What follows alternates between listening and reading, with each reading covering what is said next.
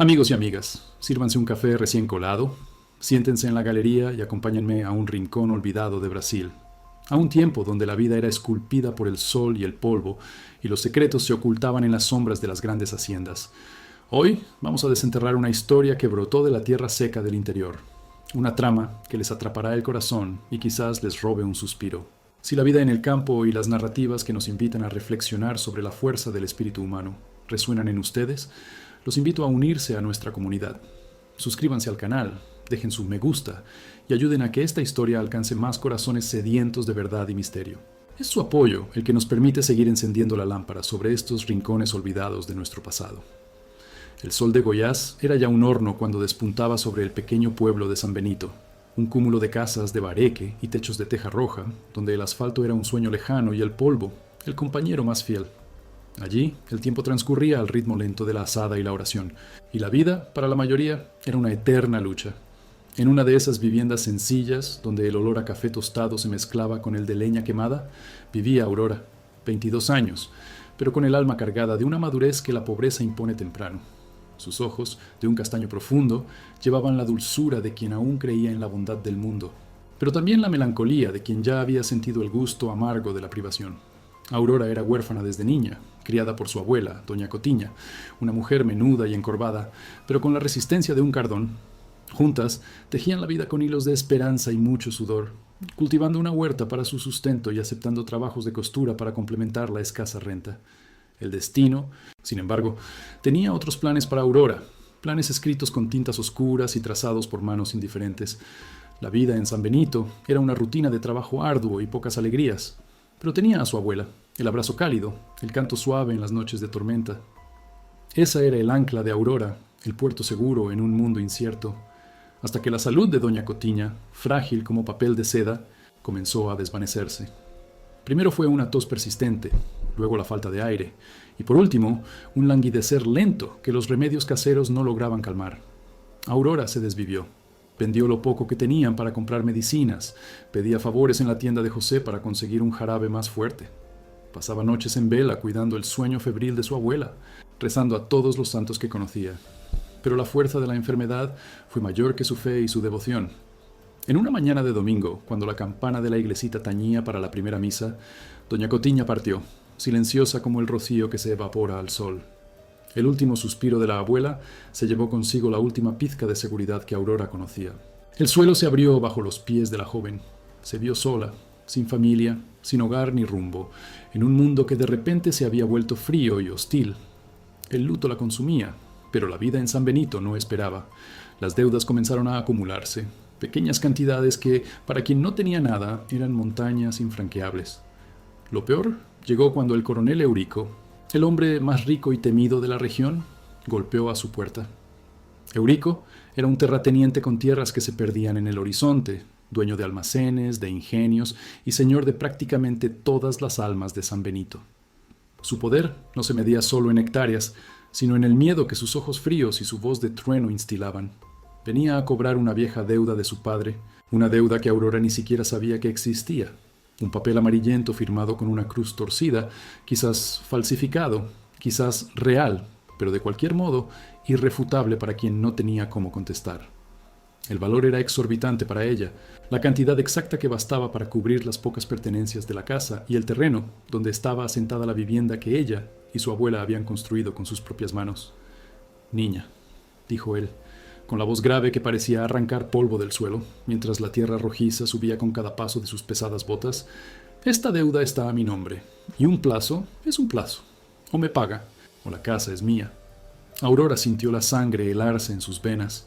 El luto aún era una herida abierta, y ahora la injusticia, cruel y fría, se cernía sobre ella.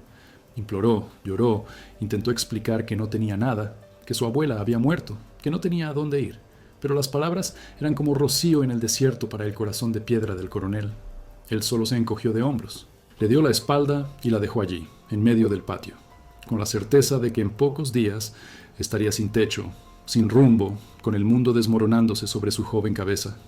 Ese pedazo de tierra era todo lo que le quedaba de su familia, el último lazo con la memoria de los suyos. Perder la casa era como perder a su abuela de nuevo. Los días siguientes fueron de angustia y desesperación. Aurora intentó trabajos ocasionales en otras casas, pero el pueblo no ofrecía muchas oportunidades para una muchacha sin familia y sin protección. El miedo a ser desalojada y abandonada a su suerte crecía cada mañana. El sol, que antes traía calor y vida, ahora parecía quemar su piel y su esperanza. Noches de insomnio pasadas en la hamaca, mirando el techo de paja, escuchando el croar de las ranas y sintiendo el peso de la soledad. ¿Cómo podría una muchacha sola y desamparada sobrevivir en un mundo tan hostil? ¿Quién la ayudaría?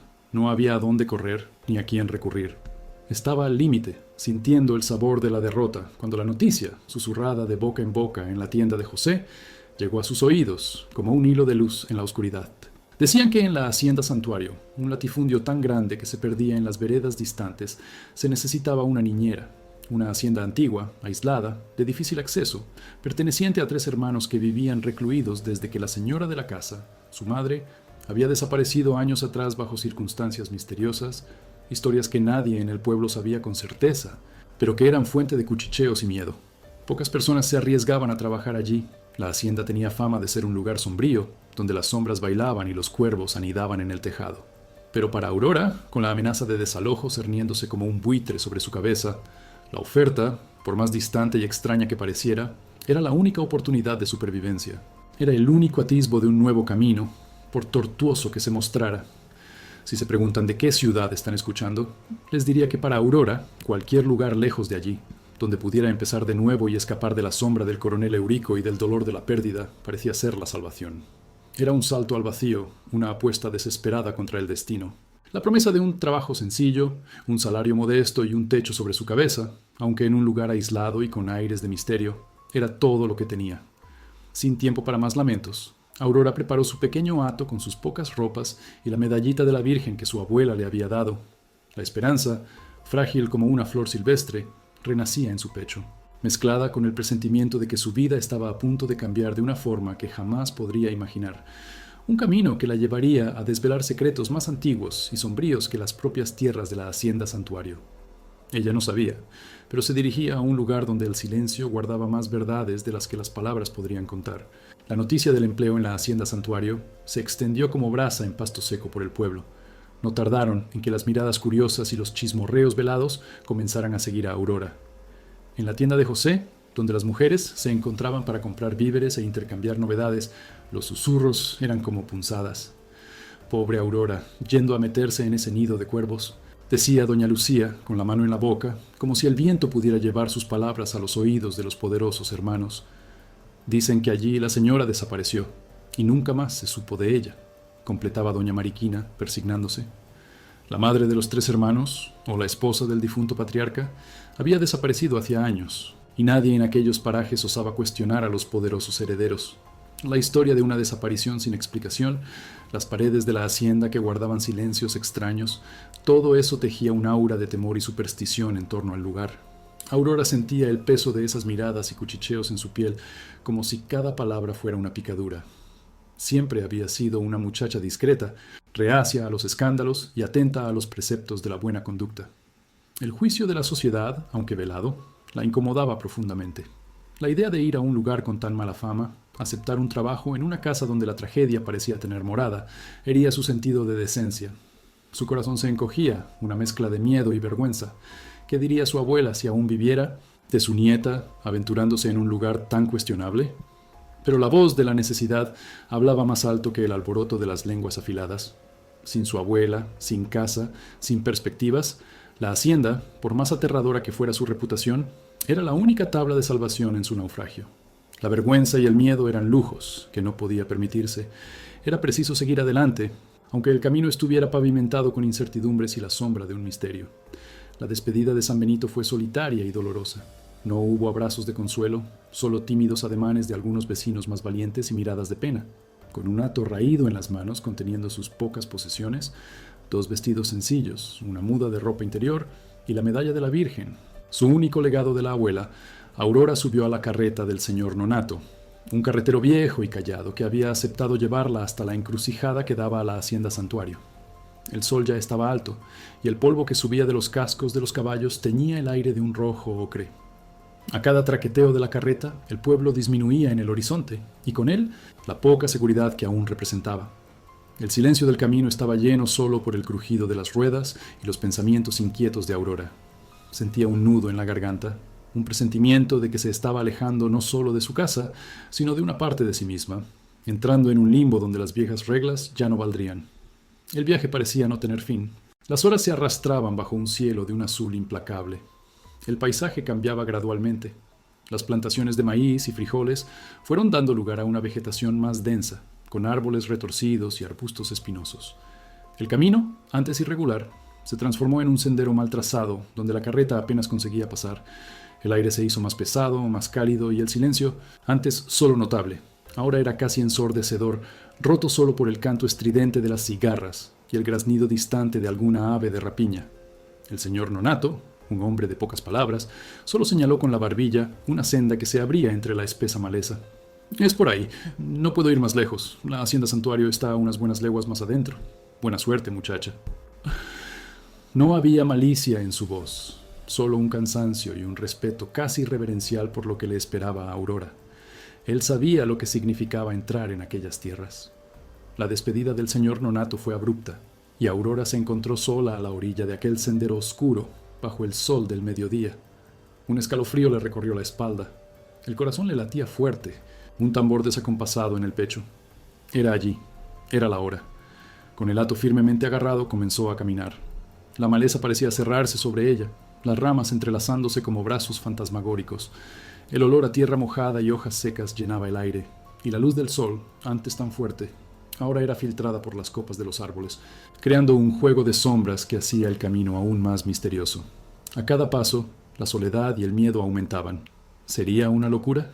¿Habría cometido el mayor error de su vida al aventurarse allí?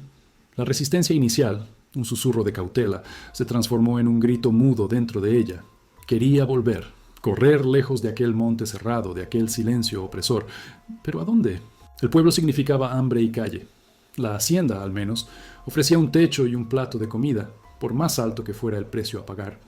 Después de lo que parecieron horas de caminata bajo el sol inclemente, los árboles comenzaron a escasear, y un claro se abrió. Y allí, como un monstruo dormido emergiendo de la niebla, estaba la hacienda santuario. La visión la asombró. No era la casa imponente y bien cuidada que ella había imaginado, sino una construcción antigua y grandiosa, pero marcada por el tiempo y el abandono. Las paredes de tapial grueso, antes blancas, estaban descoloridas y sucias. Las tejas de barro, muchas rotas, revelaban agujeros en el tejado. Las ventanas, altas y estrechas, parecían ojos vacíos y polvorientos, algunos con las maderas podridas y los cristales rotos.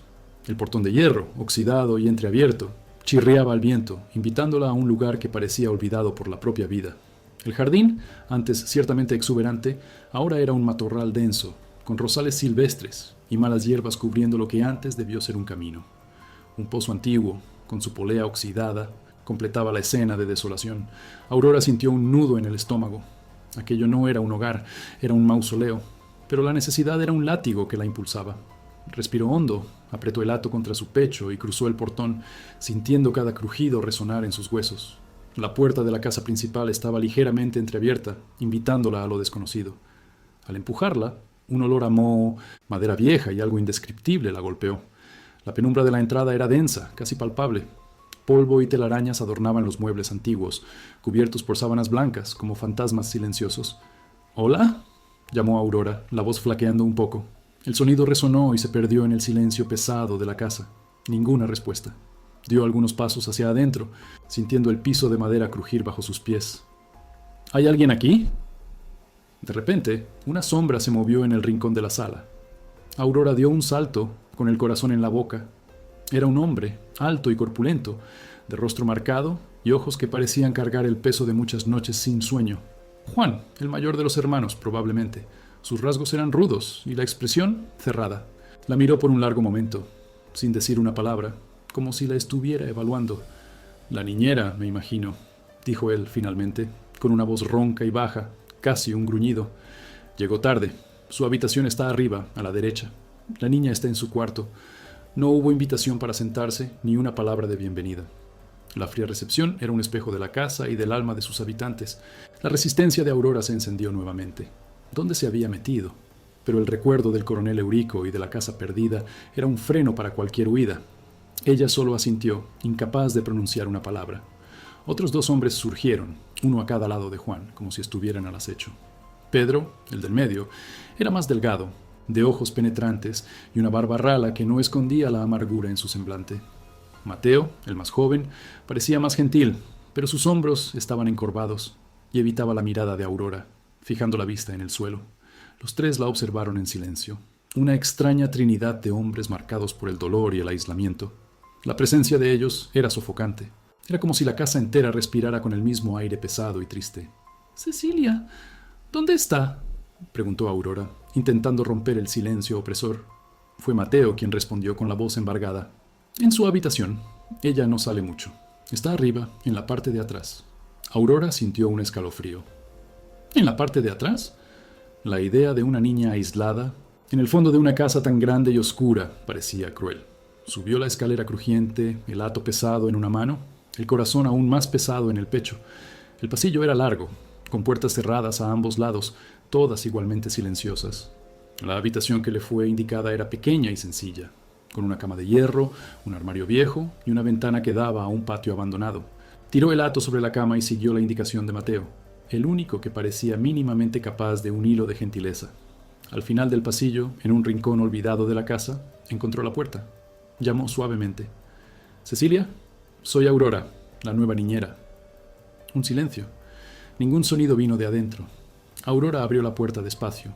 La habitación estaba oscura, con las cortinas pesadas cerradas, impidiendo la entrada de cualquier rayo de sol. El aire era pesado y con olor a naftalina. En un rincón, sentada en el suelo, abrazando sus rodillas, estaba Cecilia, una niña de 7 años, menuda y pálida, con cabellos negros cayendo sobre sus hombros. Sus ojos grandes, de un castaño intenso, se fijaron en Aurora. No había curiosidad, ni alegría, solo una melancolía profunda, como si cargara el peso de todos los secretos de aquella hacienda. «Hola, Cecilia», dijo Aurora, intentando una sonrisa, pero la voz le salió más temblorosa de lo que quería. La niña no respondió. Solo continuó mirándola con una mirada que parecía ver a través de ella, hacia un lugar lejano y triste. Los primeros días en la hacienda Santuario fueron un purgatorio para Aurora. El trabajo, que le parecía sencillo a la distancia, era complejo de una forma que jamás imaginó. Cecilia permanecía en su silencio, una pequeña estatua de dolor. Aurora intentaba de todo para acercarse. Contaba historias de su infancia, cantaba canciones de cuna que su abuela le había enseñado. Intentaba que comiera las pocas golosinas que había logrado traer, pero Cecilia era una fortaleza inexpugnable. Ella solo la observaba, con los ojos vacíos, como si estuviera siempre a la espera de algo o lamentando algo. Aurora se sentía impotente. Los hermanos, por su parte, vivían recluidos en sus propias rutinas, evitando el contacto visual, el habla. Juan era autoritario y exigente, Pedro un pozo de amargura, y Mateo, el más introspectivo, parecía el más lastimado de todos. Las comidas eran un ritual silencioso en la vasta mesa del comedor, donde los ruidos de los cubiertos eran los únicos sonidos permitidos. Aurora se sentía un espectro, una intrusa en una casa de fantasmas. Cada día, la hacienda revelaba más de su melancolía.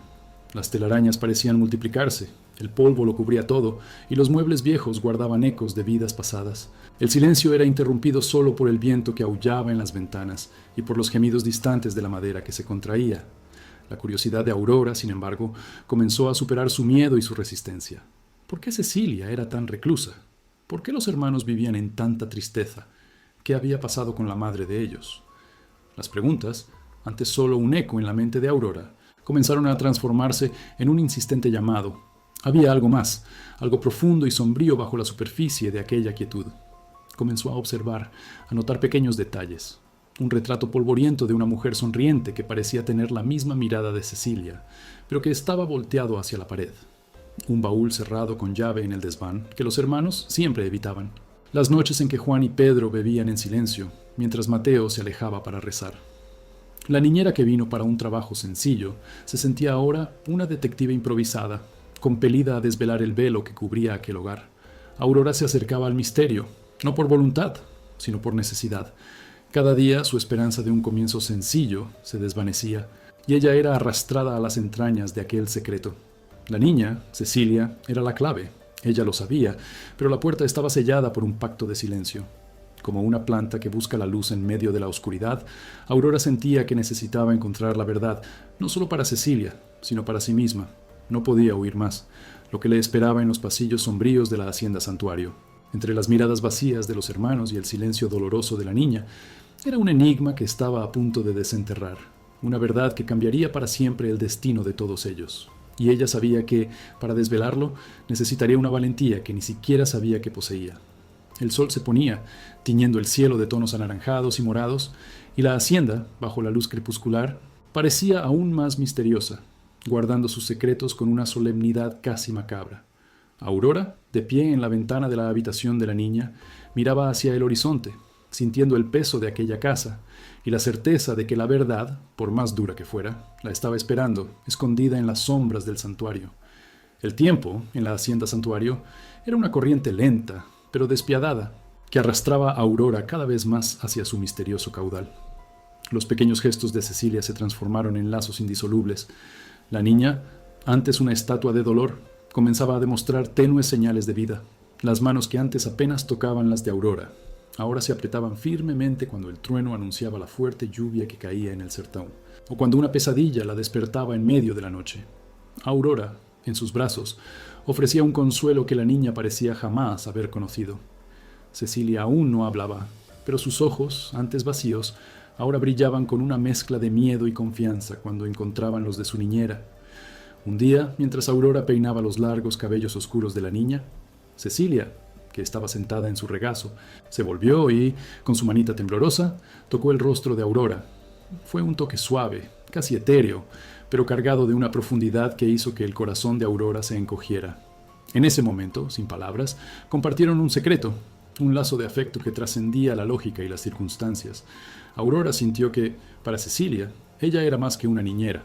Era un puerto, un pedazo de luz en su oscuridad. Si usted también se emocionó con esta conexión que trasciende las palabras, deje su me gusta y ayude a mostrar que la esperanza puede florecer incluso en los lugares más sombríos. Los hermanos, observadores silenciosos, ya no podían ignorar el cambio en Cecilia. Mateo, el menor, fue el primero en acercarse. En una noche de luna, mientras Aurora y Cecilia observaban las estrellas desde la galería, él se sentó a una distancia respetuosa. Ella está diferente, murmuró Mateo, la voz cargada de una tristeza antigua y un hilo de esperanza. Le estás haciendo bien, Aurora. Fue la primera vez que pronunció su nombre con una dulzura que no había demostrado antes. Aurora sintió un calor en el pecho, un reconocimiento silencioso de su esfuerzo. Los pequeños cuadernos y diarios que Aurora encontró en la biblioteca se convirtieron en sus compañeros nocturnos. Leía sobre la vida de la madre de los hermanos, una mujer llamada Elena, que tenía pasión por la botánica y la poesía. Las anotaciones de Elena estaban llenas de descripciones de la hacienda, de sus hijos, y de una melancolía sutil que Aurora reconocía. Había menciones a un hermano mayor que no era Juan, a un secreto de familia que pesaba sobre la casa, y a una planta rara, la flor de la noche, que Elena buscaba incesantemente en la maleza. Las palabras de la mujer, muerta hace años, parecían susurrar a través del tiempo, revelando fragmentos de una verdad sepultada. Las noches en que la lluvia golpeaba fuerte en las tejas viejas de la hacienda, trayendo el olor fuerte a tierra mojada y la música de la naturaleza, eran los momentos en que Aurora se permitía sumergirse más profundamente en los secretos de Elena, sintiéndose, de alguna forma, conectada con la mujer que Cecilia había perdido. La complicidad con Mateo comenzó a crecer. Él, atormentado por fantasmas que Aurora aún no comprendía, comenzó a abrir pequeñas rendijas en su fortaleza de silencio. Un día, él la encontró hojeando uno de los diarios de Elena. Sus ojos se abrieron de par en par. «¿Dónde encontraste esto?», preguntó, la voz casi un susurro. Aurora explicó. Mateo dudó, pero después de un largo silencio dijo: «Ella era especial, y la hacienda para ella era vida». Hasta que se detuvo, incapaz de continuar, pero la puerta estaba abierta. Aurora sintió que estaba cada vez más cerca de desvelar la verdad detrás de la melancolía de Mateo, la frialdad de Juan y Pedro, y sobre todo, el silencio de Cecilia. Sin embargo, no todo era un camino suave. La creciente curiosidad de Aurora y su cercanía con Mateo comenzaron a despertar la furia latente de Pedro y Juan. Juan, el mayor, mantenía un control férreo sobre la hacienda y sobre la vida de todos allí. La idea de que una extraña estuviera desenterrando el pasado, hurgando en las heridas abiertas, lo irritaba. Él la observaba con una mirada de desconfianza, y sus palabras, cuando se dirigían a ella, eran cortas y llenas de un tono de advertencia velada.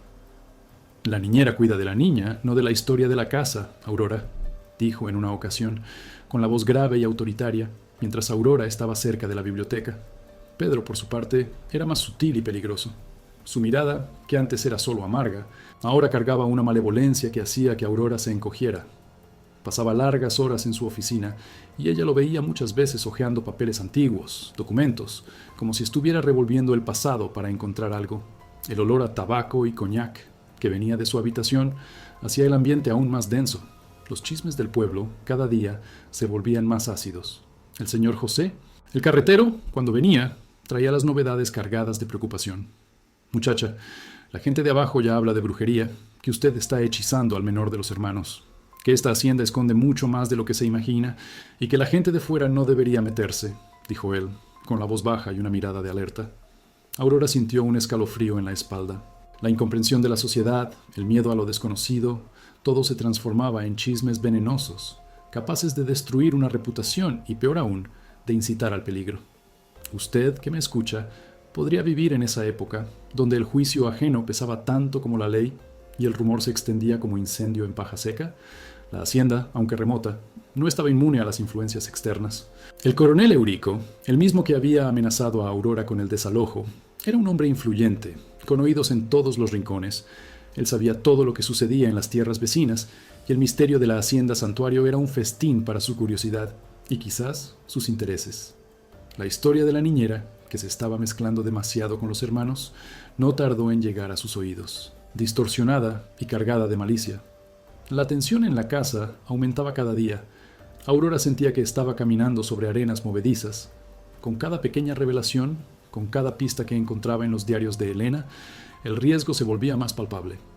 La relación con Mateo, que se profundizaba en confesiones silenciosas y miradas de complicidad, era un contrapunto a la hostilidad creciente de Juan y Pedro. Ella se sentía atrapada entre la necesidad de desvelar la verdad para Cecilia y el peligro inminente que esa búsqueda representaba. El clímax emocional llegó de forma inesperada. En una tarde lluviosa, mientras Cecilia dormía, Aurora, hurgando en los papeles de Elena, encontró una carta antigua, amarillenta por el tiempo, escondida en el fondo de un baúl olvidado en el desván. La caligrafía de Elena era apresurada, casi ilegible, pero las palabras eran chocantes. La carta no era para uno de los hermanos, sino para una amiga distante. En ella, Elena hablaba de una carga insoportable, de un secreto que me consume y de un crimen silenciado que la estaba matando lentamente. Al final de la carta, una frase la hizo helarse.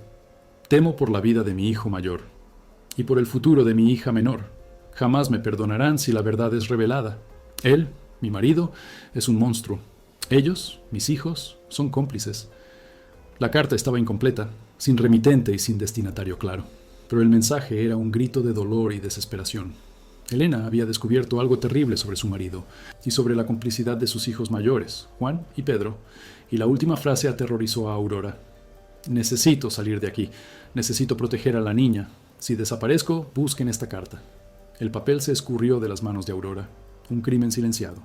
Cómplices. El monstruo. Todo encajaba de una forma aterradora. La desaparición de Elena no había sido una simple ausencia. Había algo mucho más sombrío, más terrible. La melancolía de Mateo, el silencio de Cecilia, la frialdad de Juan y Pedro. Todo era parte de una telaraña de mentiras y secretos que envolvía la hacienda santuario. La verdad, que ella tanto buscaba, estaba allí, en aquellas palabras. En el mismo instante en que ella intentaba procesar la terrible revelación, escuchó un ruido brusco proveniente del piso de abajo, pasos pesados en la escalera. La puerta del desván, que ella pensaba que estaba cerrada, crujió. Una silueta oscura apareció en la entrada. Era Pedro. Sus ojos, antes solo amargos, ahora brillaban con una furia contenida, y su mano sostenía una antigua escopeta de caza. Él la había visto. Él sabía que ella había encontrado la carta. La amenaza, que antes era una sombra, ahora tenía un rostro, y era el rostro de Pedro. ¿Qué crees que estás haciendo, intrusa?, sisió Pedro, su voz baja y llena de veneno, mientras apuntaba la escopeta directamente a Aurora.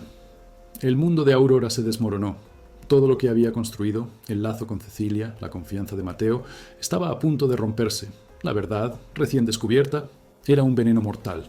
El peligro real había llegado. La hacienda, que antes era un refugio de misterios, ahora era una trampa. Todo iba a desmoronarse, y Aurora estaba justo en el centro de la caída. El aire del desván se volvió denso y opresor, pesado con el olor a moho y el metal frío de la escopeta. El rostro de Pedro, antaño solo amargo, ahora estaba contorsionado en una furia gélida, sus ojos fijos en Aurora con la intensidad de un depredador. La boca del arma parecía un agujero negro, lista para engullir no solo su vida, sino también la verdad que acababa de desenterrar. ¿Qué crees que estás haciendo, intrusa?, sisió Pedro, las palabras como disparos, cortando el silencio con una violencia que hizo a Aurora helarse hasta los huesos. Su voz baja y cargada de veneno traía una amenaza que trascendía la simple ira. Él sabía que ella había encontrado la carta. El papel amarillento, un testamento de dolor y traición, aún temblaba en las manos de Aurora. Su corazón latía desacompasado en el pecho, un tambor de guerra anunciando el fin. Yo no sé de qué está hablando, intentó Aurora, la voz flaqueando, pero el temblor en sus manos la delataba. Pedro soltó una risa seca y sin humor. ¿Papeles viejos? ¿Crees que somos idiotas? Mi madre. Ella era una mujer de secretos, y nosotros prometimos mantenerlos. Nadie, y digo nadie, va a desenterrar esto de nuevo. Se acercó más, el cañón de la escopeta rozando la tela de su vestido. El olor a metal y pólvora era fuerte, nauseabundo. Aurora sintió el suelo girar. La hacienda santuario, que había sido su último refugio, ahora era su prisión. La amenaza, antes un murmullo distante, se había materializado en la forma de Pedro, con el arma en puño y los ojos llenos de odio.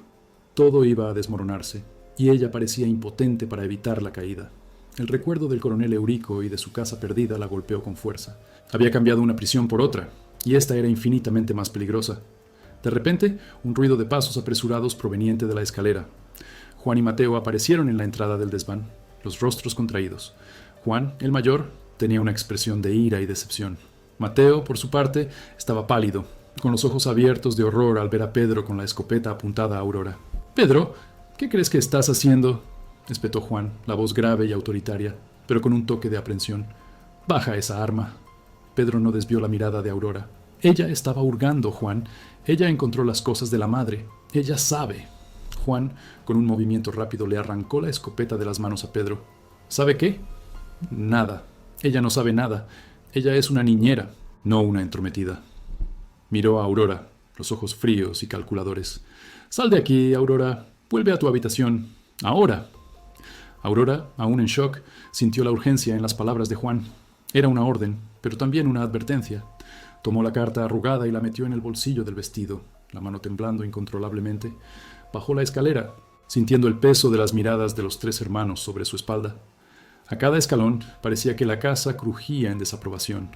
La sangre corría por sus venas como un río agitado. En su habitación, Aurora se encerró. La habitación parecía demasiado pequeña, sofocante. Sacó la carta del bolsillo. Lágrimas de miedo y rabia corrían por su rostro. Las palabras de Elena resonaban en su mente. Un crimen silenciado, un monstruo, cómplices. La verdad era pesada, terrible. Estaba en el centro de una tragedia familiar que duraba años y parecía que no había salida. A partir de aquel momento, la vida en la hacienda santuario cambió. La relación con los hermanos se volvió aún más tensa. Juan la ignoraba completamente, tratándola como un mueble. Pedro la evitaba, pero sus ojos, cada vez que se encontraban, ardían de odio y amenaza.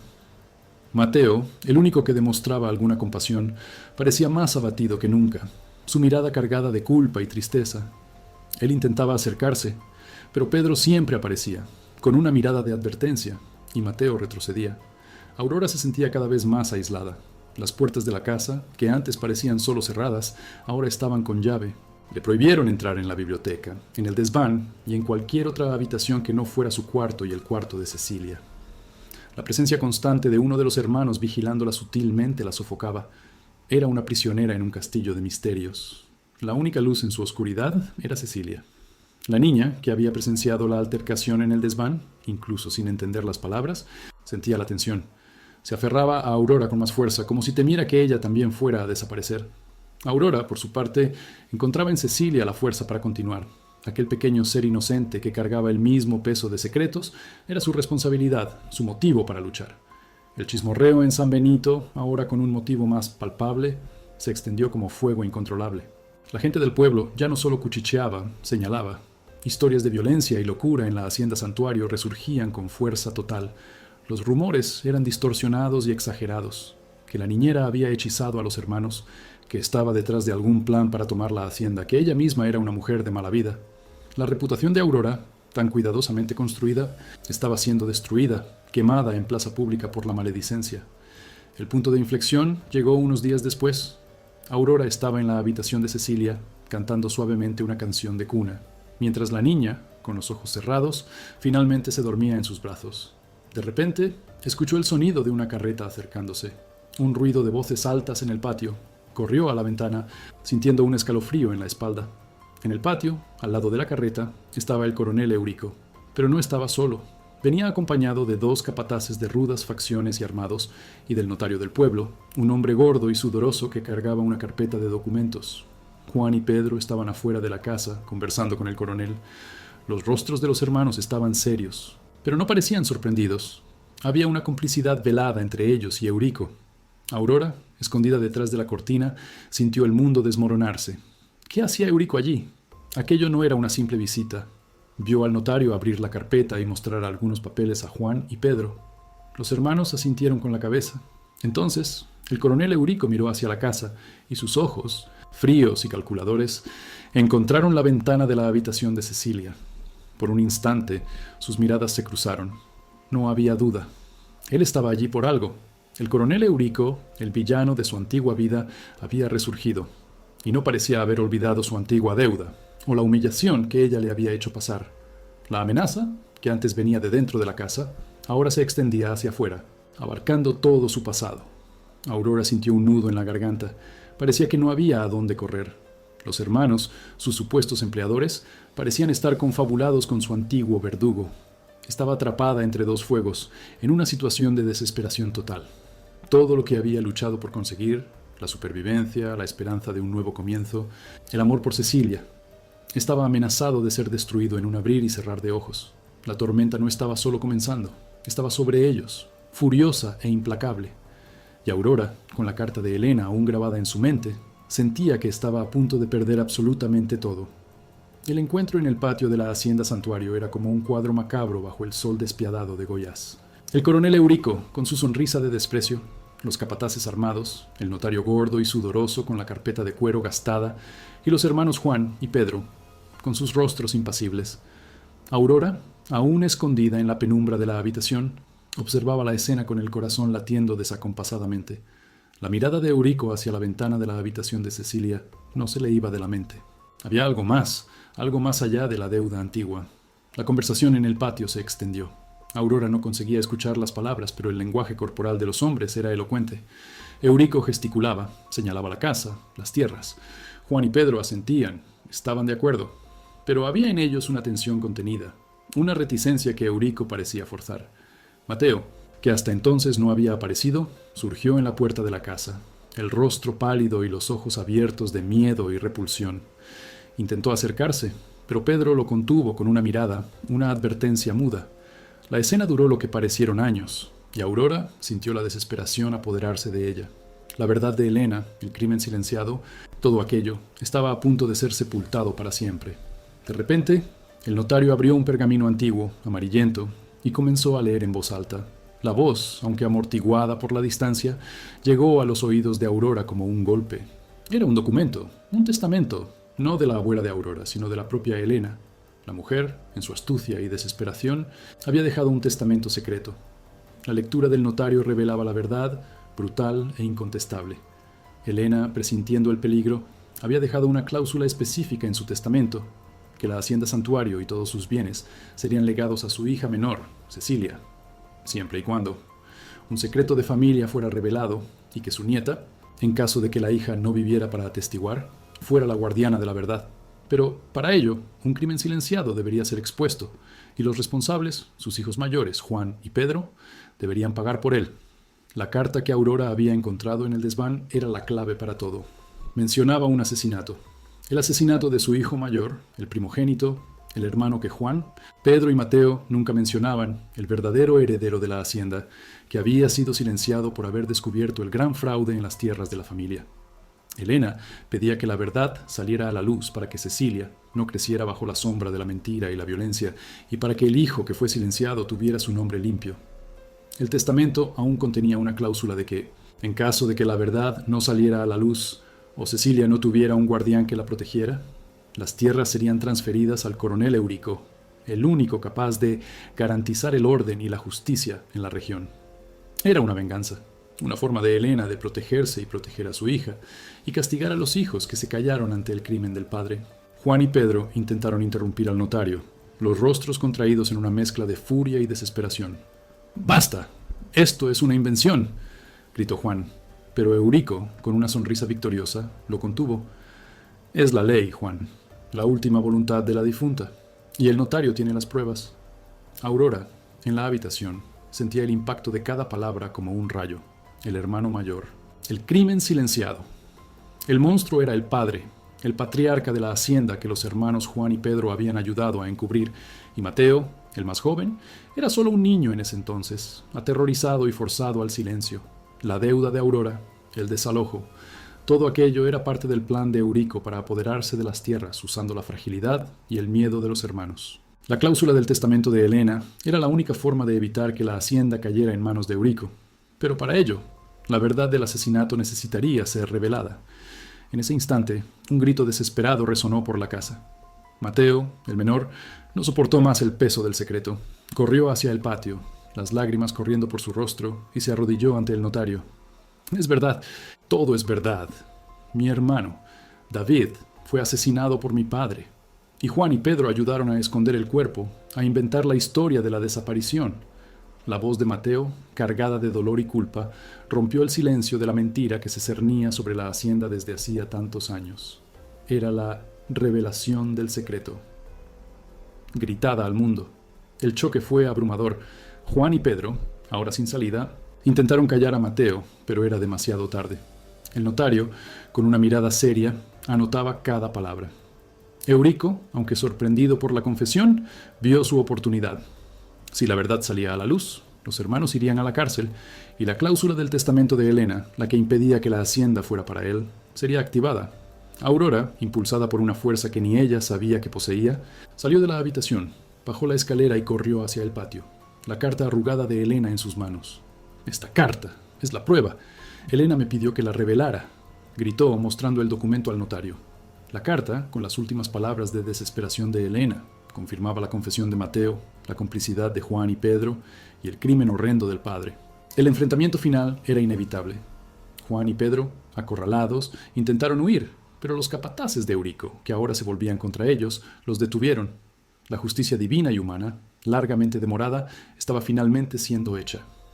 El notario, con un aire de gravedad, declaró el testamento de Helena válido y la propiedad de la hacienda transferida a Cecilia, bajo la tutela legal de Aurora, como había sido estipulado en la cláusula de protección.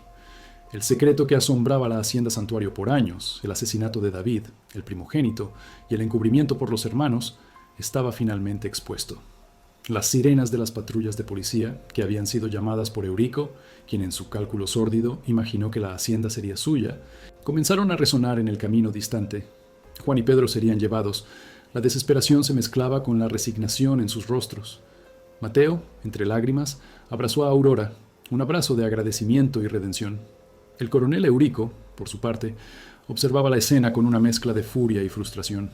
Su plan de apoderarse de la hacienda había fallado, y ahora no tenía nada. La justicia, aunque tardía y orquestada por su propia ambición, se había vuelto contra él también.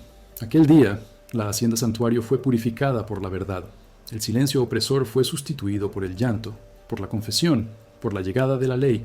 Cecilia, despertada por la conmoción, apareció en la galería, sus ojos por primera vez no vacíos, sino llenos de una curiosidad infantil, observando el caos. Ella aún no hablaba, pero la verdad había liberado el peso que la oprimía. Aurora, exhausta, pero con una fuerza renovada, tomó la mano de Cecilia. La crisis había pasado. La verdad estaba a la luz del sol. Los hermanos Juan y Pedro fueron llevados por los policías, y Mateo, aunque desolado, sentía el alivio de un alma que finalmente se había librado de un peso insoportable. La hacienda Santuario ahora pertenecía a Cecilia, y Aurora era su guardiana. Pero, ¿y ahora? ¿Qué le deparaba el mañana? ¿Qué les reservaba el destino a estas almas marcadas por la tragedia y la redención? Las paredes de la hacienda, antaño impregnadas de dolor, ahora guardaban un futuro incierto, pero con la promesa de un nuevo comienzo, un nuevo amanecer. Justicia por David y Helena. El polvo que se levantó con la partida de las patrullas y el coche del notario tardó en asentarse. En la hacienda Santuario, el silencio que siguió ya no era el silencio opresor de antes, sino un vacío, un respiro profundo después de la tormenta. El sol ya se ponía, pintando el cielo de Goiás con tonos de esperanza y un poco de melancolía. Aurora, de la mano de Cecilia, observaba las últimas luces del día besar las paredes de la vieja casa principal. Mateo, liberado del peso que lo atormentaba por años, estaba exhausto, pero sus ojos mostraban una paz que Aurora jamás había visto antes. Los días que siguieron fueron de reconstrucción, de curación silenciosa. Juan y Pedro fueron juzgados y condenados por el encubrimiento del crimen del padre. La justicia, aunque tardía, se había cumplido.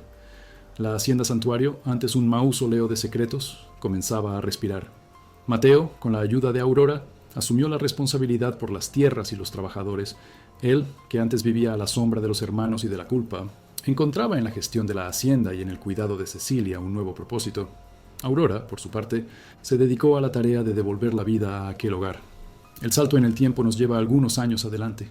Los rosales silvestres del jardín fueron podados, las malas hierbas arrancadas y semillas de nuevas flores, coloridas y perfumadas, fueron plantadas por Aurora y Mateo, un símbolo visible de la renovación que brotaba en el corazón de la hacienda.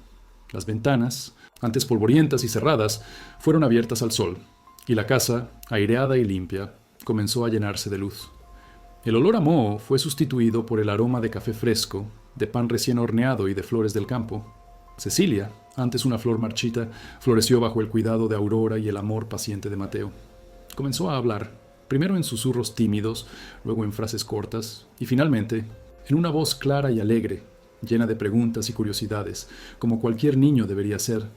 La niña era la prueba viva de que el amor y la verdad podían curar las más profundas heridas. Corría por los pasillos de la hacienda, su risa resonando por las paredes que un día albergaron tanta tristeza. Era la alegría que Elena, su madre, siempre quiso para su hija. El honor de Aurora, vilipendiado por los chismes del pueblo, fue restaurado. Las mismas lenguas que antes la criticaban, ahora hablaban con respeto y admiración de la muchacha, que había desvelado un crimen y salvado a una niña. El coronel Eurico, por otro lado, sufrió la derrota de su ambicioso plan y perdió su influencia en la región. Su codicia no prevaleció sobre la justicia. El amor, ese sentimiento que surge en los lugares más inesperados, también encontró su camino en la hacienda Santuario. Mateo, el hombre que había cargado el peso de un secreto y de una culpa que no eran enteramente suyas, encontró en Aurora no solo una compañera para la hacienda, sino para la vida. Él admiraba su fuerza, su bondad, su capacidad de ver la luz, incluso en la oscuridad más densa. Aurora, por su parte, vio en Mateo el alma gentil y atormentada que merecía paz y felicidad. Él era lo opuesto a los hermanos, un hombre de buen corazón que había sido víctima de las circunstancias. En un día de primavera, cuando la hacienda Santuario estaba en su apogeo de belleza y renovación, con los campos llenos de vida y la casa llena de risas, Aurora y Mateo se casaron. La capilla de la hacienda, que antes era un refugio para las oraciones solitarias de Mateo, ahora estaba adornada con flores del campo, llena de amigos y vecinos que vinieron a presenciar la unión. Doña Rita, la cocinera, preparó un banquete abundante, e incluso el señor José, el carretero, asistió, con los ojos llenos de emoción. La cosecha de aquel año fue abundante, un símbolo de la fertilidad que regresaba a la tierra y a las vidas de todos. La hacienda Santuario ya no era el lugar sombrío y embrujado de antaño. Era un hogar, un refugio, un testamento de la resiliencia del espíritu humano.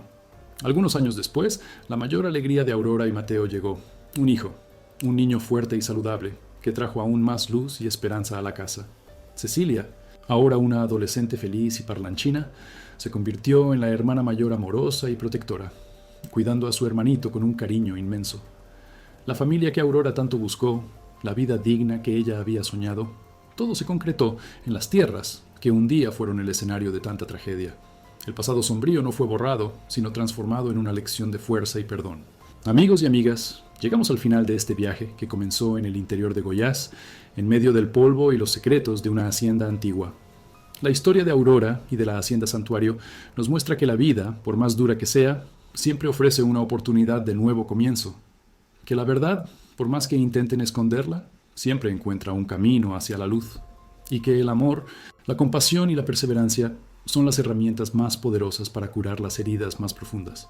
Si esta historia tocó su corazón, si se emocionó con la fuerza de Aurora y la redención de Mateo, los invito a dejar su me gusta, a suscribirse al canal para no perder otras historias que brotan del alma de nuestro Brasil, y a compartir este video con aquellos que, como nosotros, creen en la fuerza de la esperanza y la justicia. Que la fe en días mejores nunca nos abandone, y que la luz de la verdad continúe guiándonos por los caminos de la vida. Que la historia de Aurora y Cecilia sea un recordatorio de que, incluso después de la más fuerte de las tormentas, el sol siempre vuelve a brillar, trayendo consigo la promesa de un nuevo amanecer. Y así, la vida en la hacienda Santuario siguió, plena y feliz, llevando en sus paredes no más el peso del secreto, sino el eco de las risas, el olor a café colado y la melodía de un futuro reescrito con amor.